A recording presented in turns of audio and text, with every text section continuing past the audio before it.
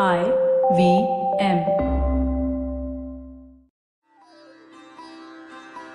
The Tamil country stretches from the hills of Vishnu in the north to the oceans at the Cape in the south.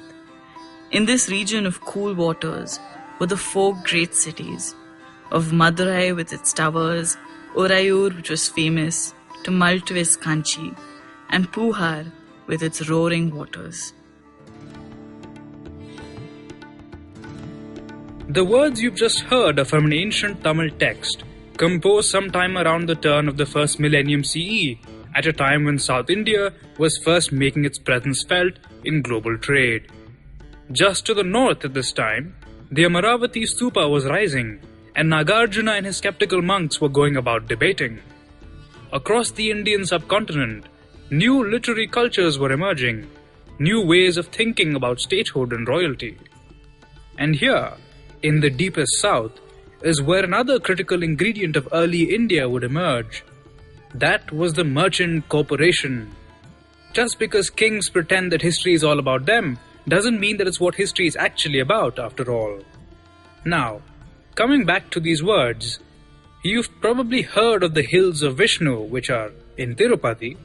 You've heard of Madurai, Kanchi, and maybe even Urayur. In fact, most South Indians have probably visited these cities, which were first being talked about 2000 years ago. But what is this Puhar of the roaring waters? This is its story, the story of the great trading city of Kaveri Pattinam, also known as Puhar. I'm Anirudh Kanisetti, and welcome to Echoes. It's July, 200 CE. Imagine that we're hovering in space somewhere above the Himalayas, looking south. The great peninsula of the Deccan and of South India stands alone proudly, a strip of land in the vast Indian Ocean. Far off to one side is the Arabian Peninsula and the Red Sea, which is next to Egypt and the massive continent of Africa. On the other side, a little closer, is Southeast Asia, and beyond that, the vast lands of China. From here, it looks like southern India is almost perfectly in between the Arabian Peninsula and Southeast Asia. From where we're standing, we can see that a great swell of dark clouds is gathering in the west, blown by mighty winds. In the distance, we hear a rumble of thunder. If we descend from the heavens and come closer to the clouds, we can see that the same winds that blow them are also blowing something else, something tiny. Through the cloud, we see flashes of color. We hear the beating of drums. We hear shouts in Greek, Latin, and Egyptian. As we get closer and closer, we see a vast fleet of ships heading towards India, weighted down by gold, wine, coral, and horses. But this fleet is sort of special. They're not heading for the western coast of India, to the domains of the Shakas, but to the east. They're en route to sweet Puhar, as famous as the glory of the Chola royal line, encircled by the waters of the sea. And they're not the first fleet to come here. Puhar, by this time, is already a vast, flourishing port city.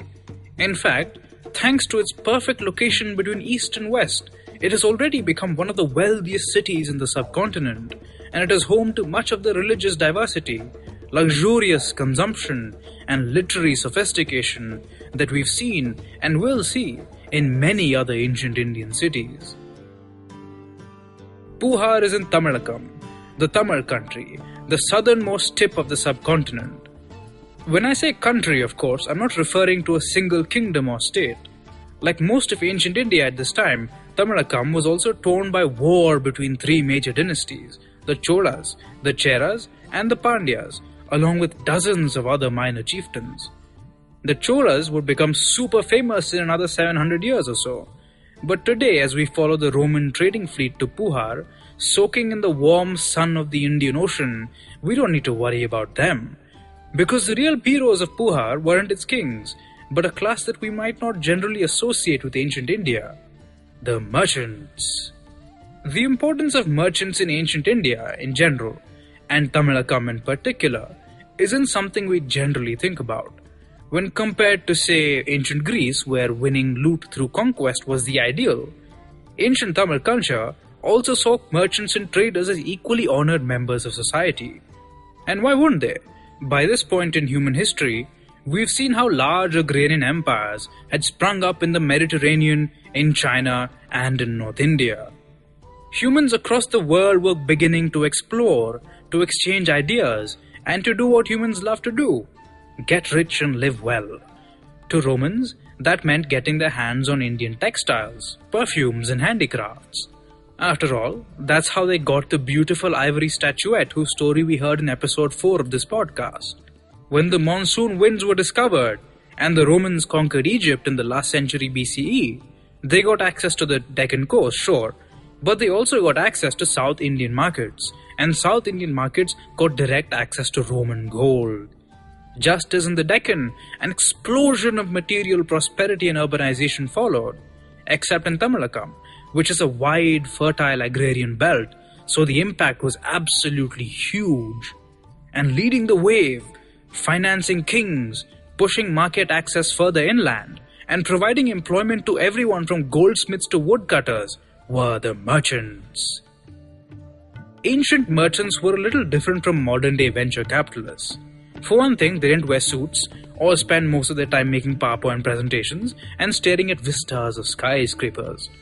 Merchants had to get their hands dirty, literally. You see, ancient Indian states were nowhere near as law-abiding as ours. Not that ours is very law-abiding. You don't usually have to worry about your truck being hijacked on modern Indian highways, do you? But back in the day, when every city had its own king, highway robbery was a constant threat. Tamil merchants had to be warriors, to fight for their goods and money. According to a contemporary text, probably funded by some rich merchant of course, they are hardworking. Because of their skill, they are able to evade the arrows of highway robbers and have no scars on their chests. At their side, they have shining swords with handles of ivory. They are brave warriors who will not turn their backs but will attack robbers with spears, which they carry like the god Murugan. So individual merchants were fearsome warriors, but to make real profits, they had to move massive quantities of goods from the agrarian regions out to the ports. And while they were doing that, to keep their goods and caravans safe and to negotiate with whatever goon managed to get some other goons to declare him as a king, ancient Tamil merchants did something that might seem surprisingly modern to us. They formed guilds or corporations to share their resources and make a collective profit. Guilds ensured some kind of quality standards and provided credit to their more adventurous members. You see, sea trade in ancient times, before the invention of engines, was a risky and expensive business. Far too risky and expensive for dealing in common goods like grain, which could just be grown locally. No, the sea was for luxury items, a high-risk, high-profit business. The wealth, power and status that it brought to merchants made them extraordinarily influential in South Indian politics, something that we'll see over the course of this podcast. But at this early time, before the emergence of really powerful South Indian kingdoms, the land was still quite agrarian and rural. Cities were established either as political centers or as ports. And port cities, such as Puhar, were jointly administered by state officials and corporate assemblies of the merchant guilds, which is a striking example of the alliance of the state and market nearly 1500 years before Europe got around to it. Puhar had two districts, the Maruvur Pakkam, a commercial district along the sea, and the Pattina Pakkam, a residential district a little further inland. The seashore was lined with wharfs, where, the poet tells us, anchored ships with flags on the masts resembled tethered elephants. This is where our Roman fleet would have docked, before meeting the city's customs officials and negotiating with porters to move their goods to a royal warehouse. Along the streets, we are told, peddling traders roamed selling colored pastes and aromatic incense. Broad streets were piled so high with silk, coral, sandalwood, pearls, gems and gold that they could not be measured. At night, traders would light lamps in their shops. Lights glimmered off jewels, sweets and eatables and were lit by women selling toddy. Lights glimmered from the lighthouse in the boats of fishermen, by the people of various countries, and by the guards of the warehouses. A great market street separated the Maruvur Pakkam from the Pattina Pakkam, where most of the populace, including merchants, farmers, doctors, astrologers and priests lived, as did bards, dancers and courtesans. The wealthiest residents would have lived in multi-story buildings with open terraces, where they may have enjoyed watching the moon set over the Bay of Bengal. Now, despite their political and economic influence, which you'd think would make people jealous, right? Merchants were highly respected thanks to their support for local festivals and generous donations to religious charities, which was probably motivated by what Kanakalata Mukund calls a complex mix of values, beliefs and self-interest. At this time, both Buddhism and Jainism were major presences in South India. In the last episode of this podcast, A South Indian Buddha, we saw how the charismatic preacher Nagarjuna went about spreading the popularity of his philosophy and religion, and before that, we saw that trade and agrarian networks intersected in religious hubs where people donated to Buddhist stupas. It was a useful way for commoners, like most of our ancestors, to feel that they were embedded in their societies, and Tamil merchants were no different. When they made donations, they were obviously claiming it was so they could get spiritual merit, but these donations were also commemorated with inscriptions, adding to the donor's brand image and making him or her more prestigious and recognizable in society. The city of Puhar is an excellent example of just how religiously diverse South India was at this point. The city thronged with foreigners, such as the Romans in the fleet we observed, and its wealth attracted people from across South India and Southeast Asia as well. There would have been something for everyone. Beautiful gardens and shrines dotted the town. Modern Hinduism as we know it didn't exist, though many minor and major gods and goddesses were worshipped, such as Murugan, who was later identified with the North Indian war god Skanda, and Manimegala, the tempestuous goddess of the sea. There was some notion of caste and class, and of the importance of the Vedas, but these gods were also worshipped by Buddhists and Jains. In fact, Manimegala is a character in some of the longest and most interesting Buddhist Jataka stories. That's not to say that people back then were perfectly tolerant, merely that they saw religion and the differences between religions in very different ways than we did. Here's an example from the Manimegalai, an epic poem. A naked Jain monk is walking down the street, sweeping the ground ahead of him to make sure he doesn't accidentally step on and kill any insects. He's accosted by a drunkard. "Good monk, come share this sweet toddy liquor made from good coconut palm juice.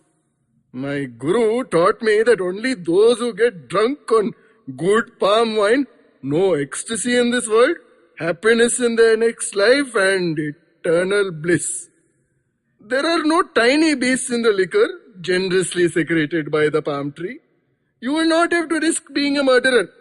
Good, wise monk, you will see that drunkenness clears your mind. But if you find it more to your liking to fast rather than drink an honest toddy, then go on your way." Now, according to the person who told the story, the drunkard failed to convince the monk, but he also notes that there are many who let themselves be convinced by the words of drunkards. Maybe the people of ancient Puhar weren't that different from me on New Year's Eve. Seriously, you should have seen how hungover I was last week. Anyway, point is, it's so reassuring that I was technically just following in the footsteps of my ancestors. So how do we know so much about the ancient Tamil land? We've seen how, in the Deccan, literary and cultural battles were erupting as people tried to make sense of new social and economic systems using language. That overlaps with something very similar happening in the Tamil land in the centuries before and after the turn of the first millennium CE, which are called the Sangam period. A Sangam was a sort of great hall for poets, who were from a variety of social backgrounds, conducted under the aegis of powerful kings who wanted to use their literary output to immortalize themselves.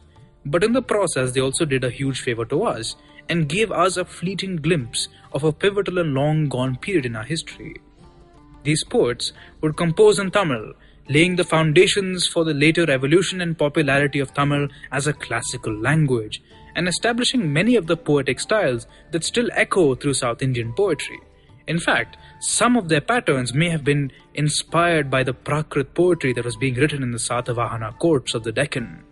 Historians are unsure as to whether the Sangam poems were composed around the turn of the first millennium or merely written down then. It could be that the original Sangam poems were passed down orally and that they were only written down, like the Vedas, at a later date. Nevertheless, Sangam poetry remains an invaluable source for trying to understand ancient Tamilakam. Their influence is clearly evident in the 5 great epics of Tamil literature, including the Silappatikaram and the Manimegalai, both of which have extensive sections set in Puhar, reflecting just how important the place was back in the day. The Silappatikaram is the story of Kannagi, the wife of Kovalan, the son of a wealthy merchant from Puhar. One of the key themes in the Silappatikaram is that of a chaste wife. It should therefore surprise nobody that one of the first things that Kovalan does after getting married is move in with a courtesan called Madhavi. Madhavi's mother is a cunning and exploitative woman, which most courtesans' mothers are in ancient Indian literature, and continually keeps extracting money from the saintly Kannagi, who, being a loyal and long-suffering wife, slowly gives away all her property so her husband can sleep with a courtesan that he's in love with. Soon enough, Kovalan realizes the errors of his ways and goes back to his faithful wife. Then the young couple go to Madurai, where Kovalan tries to sell one of Kannagi's ankle bracelets, which looks the same as one of the bracelets of the Pandya queen of Madurai. He is promptly framed and executed, and the furious, vengeful Kannagi burns down half the city of Madurai before dying herself. Relationship goals, am I right? Anyway, Kovalan's earthly affairs haven't been wrapped up yet. You see, before realizing his terrible mistake, he had fathered a daughter with Madhavi the courtesan, who is the protagonist of the next great epic, the Manimegalai. Manimegalai, for that is the name of this beautiful daughter, is the most eligible lady in Puhar and is pursued by the Chola viceroy of the city. But she is rescued by the sea goddess Manimegala, who transports her to an island and sets her on the path to becoming an enlightened Buddhist, which involves Manimegalai visiting a preacher called Aravana Adigal, which might actually be a reference to everyone's favorite skeptic South Indian Buddhist, Nagarjuna. The fact that Buddhism is so integral to the early culture of the Tamil land, which is now mostly famous for massive Hindu temples, isn't actually that surprising. You see, Puhar was one of the ports where Buddhist monks would have left for Southeast Asia, accompanying merchant ships. Keeping in mind that Southeast Asia has a very large Buddhist population even today, and Tamil texts mention Java almost as if it was part of the Tamil land, it's quite possible that Southeast Asia would have been considered practically a part of the subcontinent, at least for South Indians. But after all this talk about Puhar, I'm sure you're wondering how such a wealthy and influential city could be forgotten. One possible answer is given to Manimegalai, a queen of the Naga people, a mythical race of serpents who were worshipped across the subcontinent, as we've seen, visited a sacred island with her newborn son. There, she met a pious merchant and told him to take the child to his father, the king of Puhar. Unfortunately, their boat was shipwrecked off the coast. The king, who was driven mad by grief, forgot to conduct the festival of Indra, one of ancient Puhar's most important public events. The furious protectress of the city, the goddess Manimegala, sent tall waves rise in rage to invade our superb city. Indra, king of the heavenly worlds, bears down the lightning bolt in his hands. The ocean swells up, and our magnificent city is swallowed by the sea. This description may well be of an actual historical tsunami that wiped out Puhar in roughly the 3rd century CE. What is certain from archaeological evidence is that the shoreline was gradually eroded, though the wharfs were rebuilt multiple times. And as the Tamil country became more urbanized and its political equations changed, new port cities were built along the coast, and Kaveri Pattinam slowly became no more than a legend, a myth of good times, whose story is still whispered by the ocean waves and echoes in seashells on the Coromandel coast. If you like this podcast, why not leave us a rating and review? And don't forget to check out other interesting podcasts on the IVM network. You can listen to us on the IVM Podcast app or ivmpodcast.com. While you're at it, follow us on Twitter and Instagram at IVM Podcasts. And if you have questions or comments on this episode of Echoes, I'm at Ekanisetti on Twitter and at Aniruddha Devaraya on Instagram. Do you wish you were smarter? Well, so do we. But the next best thing? We could make you sound smarter. And to help you with this endeavor, we are Simplified, a podcast that attempts to break down the complex world around you with a little knowledge, a lot of poor jokes, and a ton of random trivia. Episodes out every Monday. On the IVM podcast app or wherever you get your podcasts. See ya! Family businesses get a bad rap. At one time, they were looked down on for getting rich, for being too ambitious. Today, they're still looked down on, but for not being ambitious enough. Not agile enough, not modern enough, too traditional in their mindset. The biggest brands and business houses in the country started out as humble family businesses. It's the way India has done business. Join Sonu Bhasin in conversation with stalwarts of Indian family businesses on the Inheritors podcast series by Bloomberg Quint. Discuss the highs and lows, the needs and pressure points of building a business legacy that spans generations.